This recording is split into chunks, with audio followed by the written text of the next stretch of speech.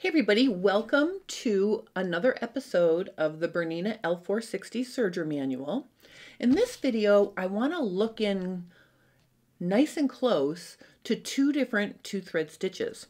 I find it fascinating that just by changing your tension settings, you can create a stitch that's balanced, meaning the two threads that we're going to use meet at the cut edge, or you could make a two-thread stitch where the looper thread wraps entirely around the fabric from front to back and the needle thread holds it tight. So I'm going to be working on pages, let me see here, pages 10, well, I'm sorry, charts. So I'm going to be using chart number 10, which is the two-thread overlock, wrapped overlock right needle. And then I'm also going to be looking and comparing that to the two-thread overlock right needle, which is number 15. So I'm going to be showing you how to do these two stitches, and then we'll take a close look at what the differences are.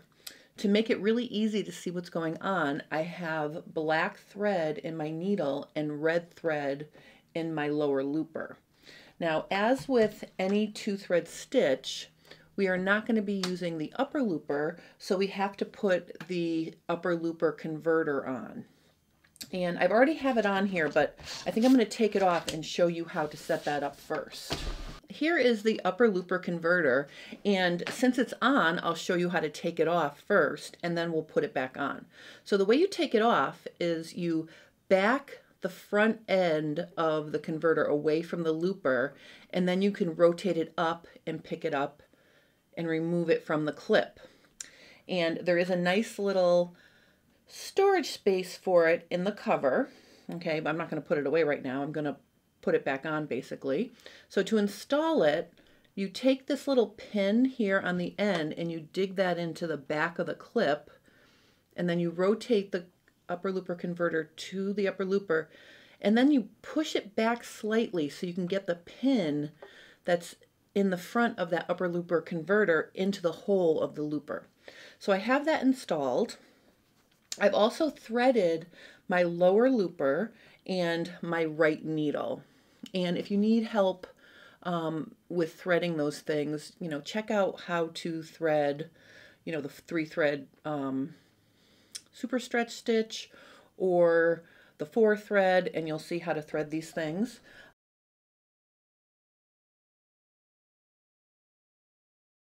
Okay, so this is where the needle thread and the lower looper threads are going to meet at that cut edge. And I'm looking at my chart here. So I'm looking at the tension settings. The left needle, it needs to be loosened. I'm going to loosen that to what it says for a recommendation, and that would be 2.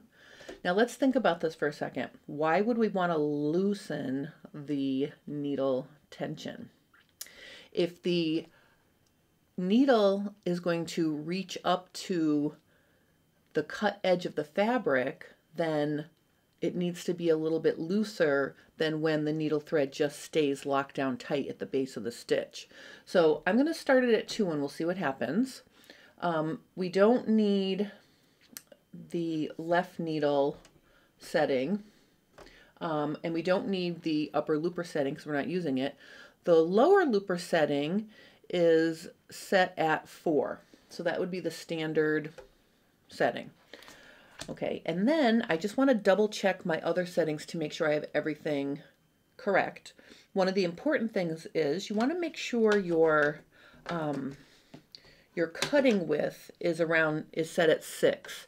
And on the Bernina L460, it's this little dot here. So I'm just going to show you. See that little dot there? That would indicate 6 for your cutting width. So I've got that set at 6. And then I have my stitch length set at 2.5. And my differential feed is at 1 because I'm going to stitch on a double layer of a stable cotton to show you what this stitch looks like.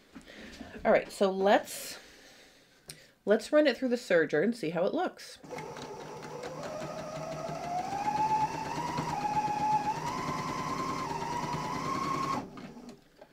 Okay, so my thread is stuck. Okay, so you can see here my thread is stuck on something here, so I'm just gonna snip this thread and see if that straightens out the situation. Oh, I cut my needle thread too. Okay, wait a minute. Let me just get that a little bit longer here.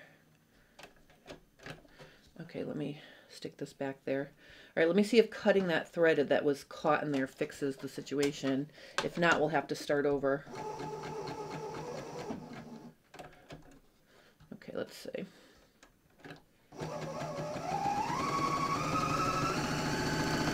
All right, so let's look and see what this looks like. All right, you can see pretty easily here, besides the fact that I got a thread stuck, you can see that my needle thread, which is black, is way too loose. So the recommendation for the tension setting in the chart is a little bit too loose for this fabric. So I'm going to put it on, let's put it on 3 and try it again.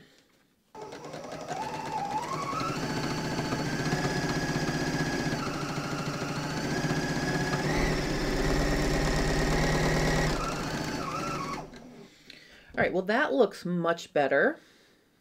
And what we're looking for here, because I said it was a balanced stitch, meaning the needle thread and the lower looper are meeting at the cut edge, I can see that my needle, all right, so my needle thread looks much better, but my lower looper thread looks like it's coming over to the underside, or where the needle thread is. So I'm just gonna tighten my lower looper to 4.5. Let's see what that does.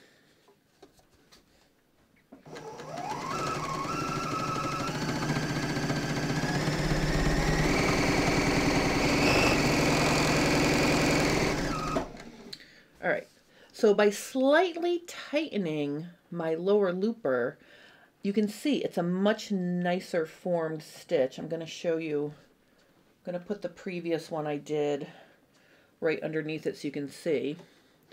All right, you can see that the red looper thread is forming a little bit nicer. It's not as sloppy looking. And then on the reverse side, you can see I have these nice V's formed by the needle. On the first sample, my needle thread also looks a little bit loose and sloppy. So I think tightening the lower looper just a half a setting worked great, and then also tightening the needle thread to 3 on this fabric made a really nice stitch. So that is the 2-thread overlock with the right needle.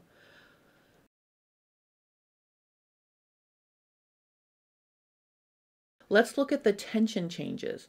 Now remember, in the first case, our needle tension was relatively loose. It was 2. We did have to push it up to 3. To create a wrap stitch, we want to tighten the tension on the needle so it locks down that lower looper thread that's wrapping from front to back. So it suggests it starts at 6.5. So I'm going to change my setting to 6.5. And then the looper thread stitch, the lower looper tension is starting at 3.5. So that's slightly looser than normal, because remember that thread has to go from front to back. It's going to wrap around the entire edge of the fabric, and the rest of the settings are the same. I didn't mention earlier, the stitch finger is engaged for this because we want to support that little narrow stitch. All right, let's try this and see. So really all I changed was my needle tension and my lower looper tension. Let's see how this looks.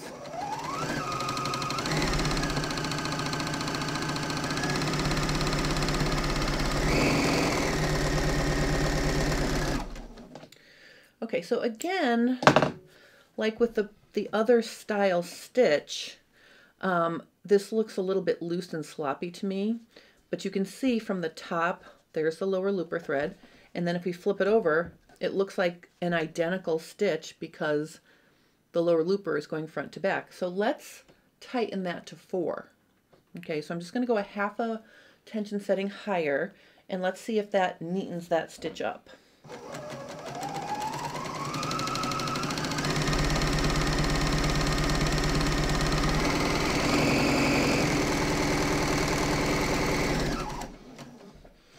All right, so I would say that looks neater on the top. Let's look at the bottom here. All right, so from the bottom, I can see that my needle thread is creating these tiny little dots, which means my needle thread is not tight enough. It's either not tight enough or for some reason it's not seated properly in the tension unit. So the first thing I'm going to do here to troubleshoot this is I am going to open my cover, lift up my presser foot, and I'm going to find that needle thread, which is right here, okay? And I'm just going to floss it back and forth to make sure it's really in that tension unit. And I'm going to just make sure it is. All right, so I've got that in there properly. Let's try it again and see if doing that fixed the problem. There's a lot of moving parts with the serger, so making small changes or trying one thing at a time is the best way to go when you're trying to troubleshoot the quality of your stitch. So I'm just going to try it again.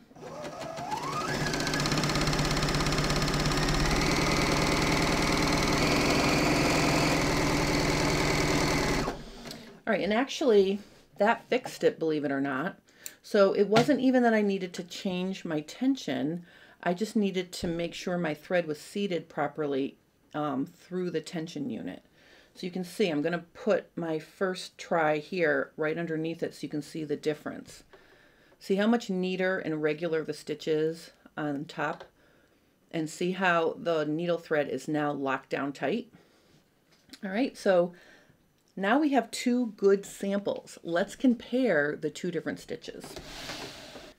Okay, so from the top side of the stitch, they look identical. Okay, they have lower looper threads that are running, you know, from the base of the stitch to the edge. And then if we flip them over, that's where we can see the main difference. Okay. Each of these stitches create the same shape stitch, it's just where the thread is coming from is different.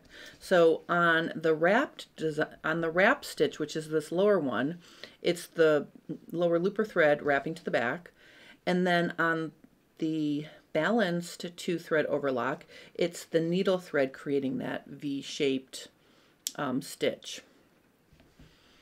Okay, so that's the difference between these 2 stitches. I think, practically speaking, like when would you use these 2-thread stitches? These are incredibly lightweight stitches. So if you're working with something that's very sheer and you don't want a bulky stitch, that would be a good time to use these stitches. They're not as strong as the 3-thread super stretch stitch or the 4-thread stitch because you're only using 1 needle to secure the looper thread. But for something that's a lightweight or very sheer fabric on a garment that's not fitted, so let's say you were seaming together a ball gown skirt or something that has a lot of volume and no stress to the seams and the fabric is sheer, this would be a go-to stitch for me because they're very narrow and they're very lightweight.